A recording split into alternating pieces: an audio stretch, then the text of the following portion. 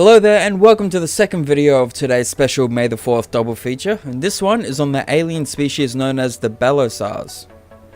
Now the Balosars were sentient humanoids from the planet Balosar, of course, and they appeared very physically similar to humans, but when compared to the average human, they appeared more sickly and gaunt, mainly due to the fact that their planet was heavily polluted. But the biggest difference between the Balosars and humanity were a pair of retractable antennae which would pop up now and then from underneath their thick coarse hair on their skulls. Now through these antennae they were able to hear sounds in the subsonic range, and they also gave the species a type of physical intuition, which a lot of Jedi often mistook for Force sensitivity. Now because of this ability they were actually able to detect surges in emotions which would then forewarn them of any impending danger. And because of this, they were able to survive and navigate the dangers which not only lurked on their crime-infested homeworld, but also in the seedy underbellies of other planets. Now, the one good side effect of their home planet being so polluted is that their species builds a strong resistance to toxins and most poisons. And it's because of this immunity that the Balosars were able to consume mass amounts of the deadly narcotics known as death sticks, which were made on Balosar, without experiencing any of the deadly side effects. This did not make them immune to their addictive properties, however, and because of this, when combined with their world's natural dangers, Balosars tended to have a relatively short lifespan when compared to similar species. Early on in Balosar history, their homeworld became overrun by galactic megacorporations who were more than eager to exploit the world's lax ecological protection laws, and by the time the Clone Wars came around, the Balosars had already undergone social decay, which resulted in most of the populace finding a place in the criminal underworlds of the galaxy. Now, despite being commonly stereotyped as spineless, weak-willed, depressed, sarcastic, cynical, and selfish, the Journal of Personality and Galactic Psychology did not find any sort of genetic link to these emotions and attributed them largely to the world's social failings. Now, death sticks could not be made without the Bala mushrooms, which was completely owned by the Balosar criminal element because it could only be found on their planet, which meant the Balosars were the only ones who could actually make them.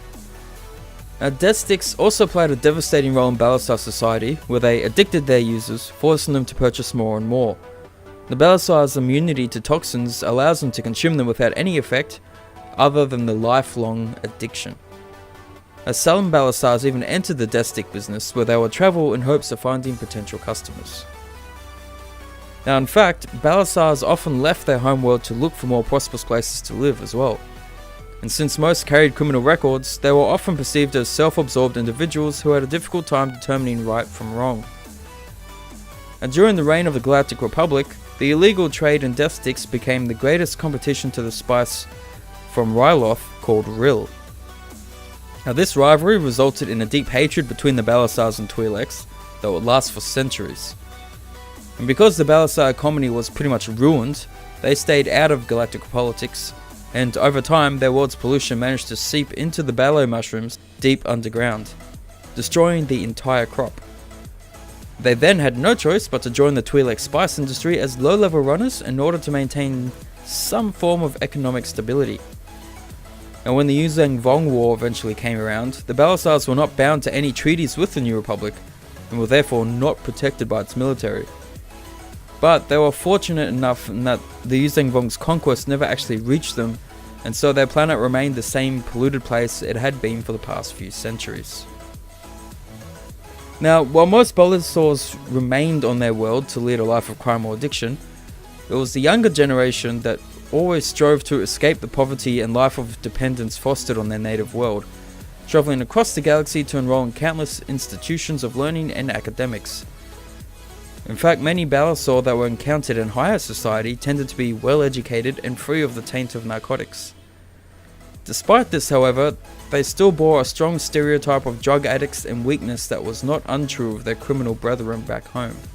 Now, of course, I cannot finish this video without mentioning the Balosar drug dealer, Elin Selsabagno, the guy who went from selling death sticks to rethinking his life after one chance encounter with one Obi-Wan Kenobi. I should probably get around to doing a video on his character at some point as well, because it will be interesting to see where his life went after that encounter.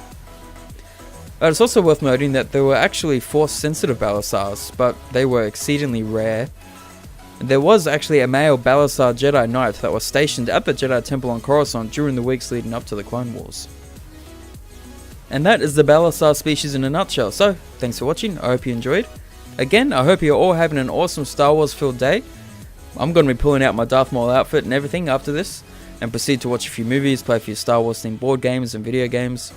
Actually, I might even go to the Oral Knots YouTube channel and watch their take on the Star Wars videos. Actually, I'll put a link to their channel in the description, because I actually recommend it. The Jedi are perceived as pretty much druggies in these. It's actually quite good. So I'll talk to you all in the next one, and may the 4th be with you.